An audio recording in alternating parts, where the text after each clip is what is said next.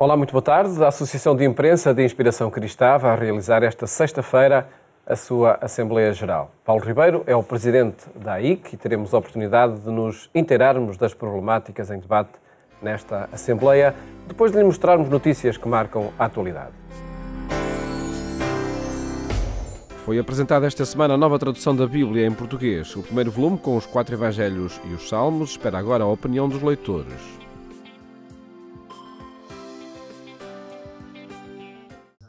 A Conferência Episcopal apresentou em Lisboa o primeiro volume da nova tradução portuguesa da Bíblia, um texto que procura promover a leitura de todos, a partir das línguas originais, para provocar reações e sugestões.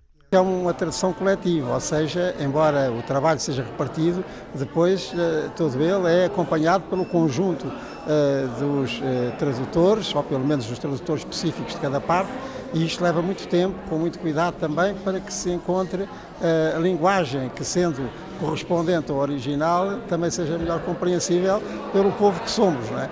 De maneira que é um trabalho árduo, um trabalho longo, um trabalho importantíssimo, levado por diante com muita exigência e que tem neste momento uma etapa, porque depois isto continua, como nós sabemos, isto ainda é uma etapa provisória, aliás, disponível para recolher sugestões de melhoria, até que depois se faça o conjunto da tradução dos livros bíblicos, que são a base de tudo quanto é o cristianismo, quer dos crentes, quer culturalmente, como foi referido. Feita ao longo de vários anos por 34 investigadores, a nova tradução começa a chegar aos leitores de todo o país com a publicação de os 4 Evangelhos e os Salmos. Um novo texto que vai causar, necessariamente, reações em quem está habituado às versões anteriores. Eu dou um conselho, que é o mesmo que eu sigo. Ou seja, falo agora para a minha experiência pessoal. Por exemplo, em relação aos Salmos, que são os textos bíblicos que nós utilizamos mais vezes. É evidente, eu como bispo, como padre e já como diácono, assumi o dever de rezar a liturgia das horas todos os dias. É evidente que há uma série de salmos que a gente já sabe de cor. E a primeira reação que eu tive quando vi a nova tradução foi de repulsa. Então eu aconselho, leiam 1, 2, 3, até 10 vezes. E só à 20ª vez é que emitam a vossa opinião. Iniciada em 2012 com a colaboração da Associação Bíblica Portuguesa e de especialistas lusófonos, a nova tradução segue 2 critérios fundamentais: fidelidade ao sentido literal e compreensibilidade da tradução hoje. É natural que, de facto, depois de anos e anos em que nos habituamos a determinada tradução, que nos cause estranheza o texto ser traduzido de uma outra maneira. Procuramos conservar o texto na tradução habitual quando isso era possível. Quando de facto nos pareceu que uma tradução diferente poderia ser muito mais fiel ao sentido do texto, então fizemos-lo. Porque é preciso ter em conta que o texto tem um mundo. Ou seja, não basta apenas traduzir aquela palavra que fala agora do Novo Testamento, aquela palavra grega para português. A nova Bíblia é promovida pela Conferência Episcopal Portuguesa e editada pela Fundação Secretariado Nacional da Educação Cristã. Os leitores vão poder apresentar correções e sugestões ao texto provisório agora lançado através de correio eletrónico.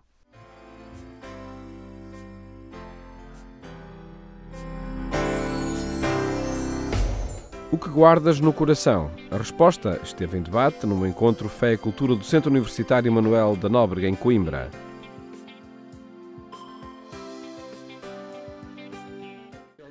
O que guardas no teu coração? É a pergunta que o Centro Universitário Manuel Nóbrega, coordenado pelos padres jesuítas, deixa na edição deste ano do encontro Fé e Cultura. Desta vez a tónica esteve na importância de recuperar o essencial da vida e fazer detox à escravatura do acessório. Olhar a partir de várias experiências de vida, de várias abordagens, para aquilo que na nossa vida contemporânea pode ser elemento tóxico, o que está a mais e que acaba por ser quase um veneno para a vida, não é? E ao mesmo tempo perceber quais são os caminhos, que seja que através da experiência religiosa ou cristã ou através das propostas culturais, caminhos que nos ajudem a nos reapropriar de uma vida boa, de uma vida sã. Hoje, graças à globalização e à inovação tecnológica, vivemos cada vez mais ligados com as pessoas, com a informação, com os bens de consumo, com o entretenimento. Mas no meio de todas estas conexões, ainda somos donos da nossa liberdade e autonomia? Nós somos confrontados com várias vozes, vários convites, vários apelos e quase que há aqui uma omnipresença que não temos que ter, não é? Só Deus é omnipresente, nós não somos omnipresentes, não temos que estar em todo o lado ao mesmo tempo, nem temos que atender a tudo. E, portanto, temos agora aqui esta manhã um painel de abertura, a fim de coisas a cuidar para que a nossa vida não seja uma vida apressada, anestesiada, distraída, dispersa e dividida. Uma das temáticas mais vincadas durante o encontro foi a perda do valor do silêncio e da capacidade de fruir o tempo. Já não sabemos estar sozinhos no nosso tempo, temos de estar sempre entretidos, sempre a comunicar, sempre autoconscientes de cada pequeno gesto que fazemos, sempre em modo selfie. Até a linguagem parece contaminada e desaprendemos de falar e, portanto, como diz o Nanni Moretti num belo filme, se nós não falarmos bem, não conseguimos pensar bem, não conseguimos viver bem. A responsabilidade dos mídia em todo este contexto social também esteve em análise. Desde que há imprensa, há sensacionalismo, há manipulação, há falsas notícias. Desde que existe informação, como nós entendemos hoje, isto existe. À escala a que existe hoje, tem precisamente a ver com esta mercantilização de tudo, nomeadamente da informação, que atropela, muitas vezes, a mais básica observância do método jornalístico. Lançado pelos padres jesuítas em 1981, o projeto Fé e Cultura, aberto ao público em geral, tem como objetivo dinamizar o diálogo entre a fé e a sociedade.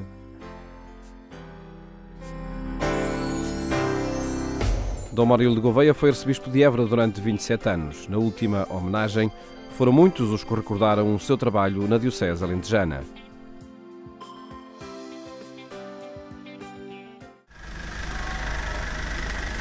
Há uma herança a cumprir na Arquidiocese de Évora. O trabalho de um bispo missionário que ali entregou 26 anos da sua missão de serviço à Igreja. Évora acolheu os restos mortais de Dom Maurílio de Gouveia, o arcebispo que em 1981 dava entrada nesta catedral para inaugurar um pontificado de grande proximidade e de testemunho de Igreja marcado pela alegria. Um homem irradiante, próximo das pessoas, correu este Alentejo, que tinha um apreço e uma simpatia invulgares, que trouxe aqui o Papa São João Paulo II. Foi memorável a sua vinda, eu ainda estava em Roma, mas vi pela televisão, e de facto ele impregnou, marcou esta gente alentejana, que eu considerava muito, tinha por ele um grande apreço. Era um homem de valores, marcava a sua posição, mas muito próximo, muito amigo, muito afável de todos. Foi ele que me ordenou bispo, de maneira que praticamente, por ser bispo, sou em parte devido a ele. Não só porque me impôs as mãos, mas que se calhar que até me indigitou também, provavelmente, não é? De maneira que é que eu hei de dizer? Digo que estou muito grato a Deus por o ter posto no meu caminho, e faço neste momento a minha oração premente ao Senhor para que o tenha no seu descanso e continue a proteger-nos a todos.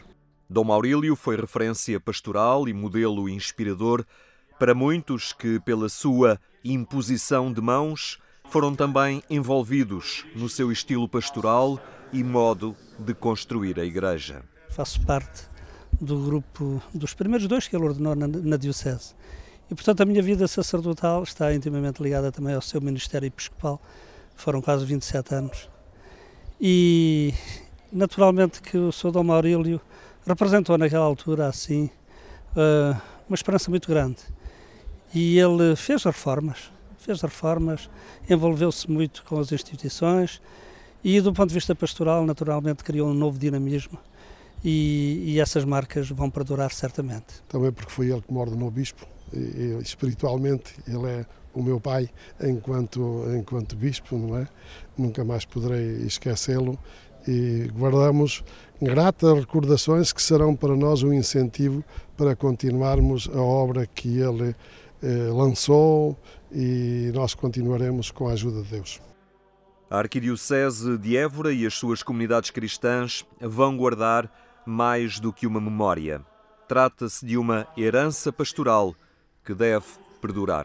Agora gosta de dizer o Papa Francisco, um pastor com cheiro a ovelhas, que enfim percorreu todo este Alto Alentejo, as suas paróquias, os seus movimentos, os seus grupos, e também depois ainda da Conferência Episcopal, onde tive a ocasião de estar perto dele e de o ouvir, sempre com o seu bom conselho, com a sua serenidade, a sua sabedoria. É um homem muito conciliar e é por isso que eu acentuo esta nota.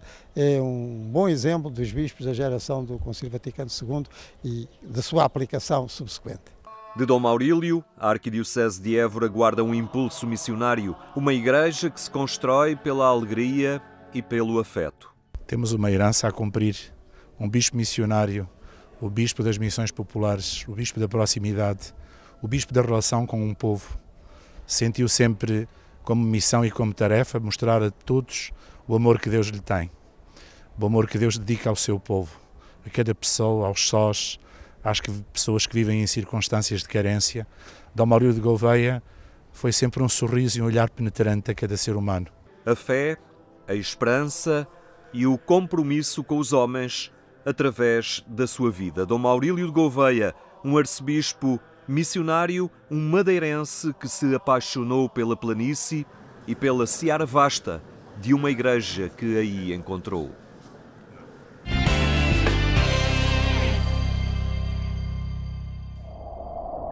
Acompanhe estas e outras notícias no portal da Agência Eclésia, em agência.eclésia.pt.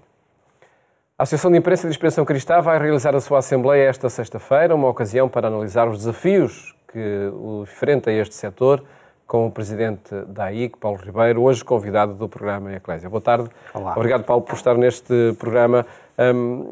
Que ocasião é esta da Assembleia Geral da AIC e que problemas serão debatidos nesta sexta-feira? Neste momento a comunicação social vive um problema de sustentabilidade do setor e é essa a questão que está no centro da nossa atuação, nomeadamente ao fim deste primeiro ano de mandato da direção, em que temos feito várias diligências junto de outros parceiros associativos que estão também connosco na mesma situação e junto dos poderes públicos que regulam o nosso setor. Nesse sentido, uma batalha que decidimos encetar prende-se com a publicidade institucional.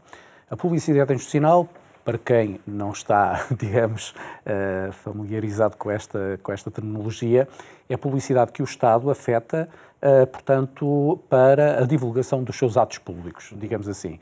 E está consignado na lei há bastante tempo que 25% desse montante deve ser aplicado à comunicação social regional. Isso não está esse é o problema, a acontecer. Não está a acontecer há muitos anos. Há 5 anos o legislador criou um patamar de 25 mil euros, em que seria 25% em que desses 15 mil euros das campanhas deveriam ser reportadas, portanto, à ERC, à Entidade Reguladora para a Comunicação Social, de forma que pudesse ser repartido pelos órgãos de informação de índole regional e local.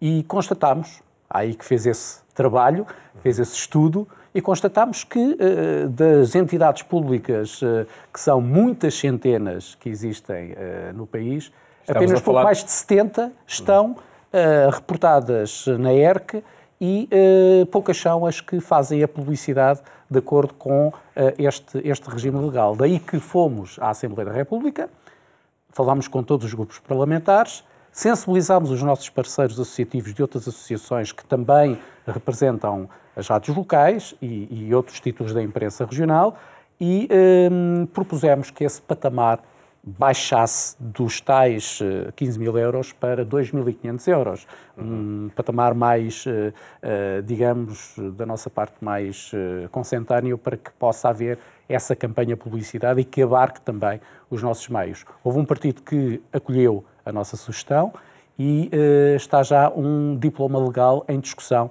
na Assembleia da República, na comissão respectiva, para que essa proposta seja discutida e esperamos nós que seja aprovada. Esperamos que seja aprovada, não é? Que importância tem essa mudança para os títulos da imprensa regional? A questão está, conforme eu disse há pouco, a sustentabilidade dos títulos. E, nos orçamentos de vários órgãos regionais, ter acesso à publicidade institucional iria resolver o problema? É vital. É, digamos, o calcanhar daqueles deste problema. Porque os jornais necessitam de mais receitas sem onerar o Orçamento de Estado. Ou seja, quem nos está a ouvir não fica com a sensação que queremos mais impostos para financiar a comunicação social. Não é esse o patamar. O que já existe, que uma parte que legalmente nos é atribuída, que seja efetivamente distribuída para a comunicação social. Ela está a chegar agora a que órgãos de comunicação social essa publicidade institucional? Essa publicidade institucional fica-se pelos órgãos nacionais. Eu vou dar um exemplo. O Estado, o Governo, lançou uma campanha muito recente de limpeza das florestas para obrigar ao cumprimento da legislação, para sensibilizar a população. Ora bem, essa publicidade não chegou à imprensa regional, não chegou às rádios locais, que estão mais perto até, inclusivamente, das populações, e ficou-se pela imprensa nacional. Ficou-se pelas televisões e ficou-se por outdoors e por outro tipo de publicidade. Ou seja, o próprio Estado não cumpre aquilo que se propôs no sentido de defender a comunicação social também de expressão regional e local, que é, sem dúvida, digamos, o nosso meio mais importante que defendemos. Não é? E aí a proximidade, por certo, também que seria... Obviamente. Seria necessário potenciar.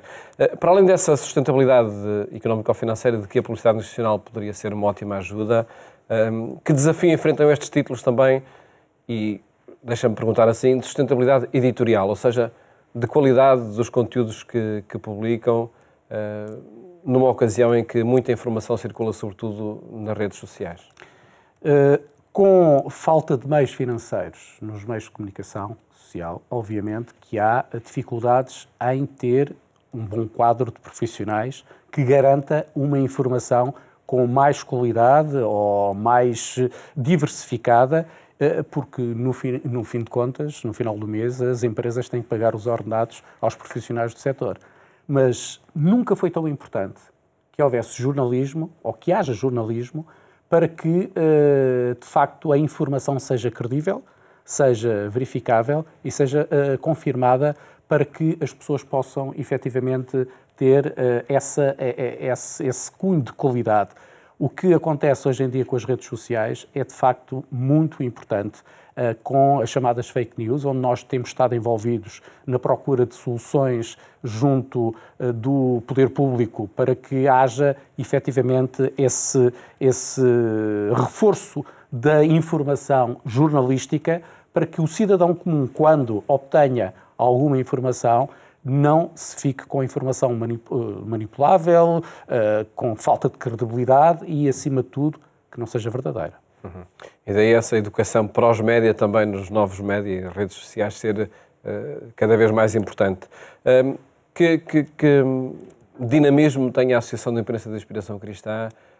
De que forma é que os sócios se revêem e participam nas iniciativas da Associação? E o que é que a direção pede aos sócios também? Representamos cerca de 170 títulos. É digamos, um segmento muito importante da comunicação social portuguesa. E, digamos, os associados vão se rever, obviamente, na dinâmica que a direção impulsionar na defesa dos interesses dos seus associados. Neste ano que passou, podemos dizer, sem falsas modéstias, que pusemos o país, de certa forma, a falar de comunicação social. Quando o Presidente da República veio recentemente falar sobre a crise nos mídias, crise na comunicação social, foi logo após a audiência que nos concedeu, onde estivemos a falar com o Sr. Presidente da República cerca de 1 hora, com os problemas que ele bem conhece e que ele bem defende, para que, de facto, possamos, em sede da Assembleia da República, atingir soluções para esse setor. Nesse debate da defesa da comunicação social e da imprensa, nomeadamente, a imprensa regional e local é um setor fundamental, é um setor que é lembrado? Esse é que é o problema. O problema é que nós temos muita força, temos muita representatividade. Se somarmos as tiragens de todos os órgãos de imprensa regional, superam em muito a tiragem dos órgãos nacionais. Eu penso que Portugal é um pouco Lisboa, um pouco Porto e o resto é paisagem. Isso não pode acontecer, porque é complementar a informação regional e local, é complementar à informação nacional.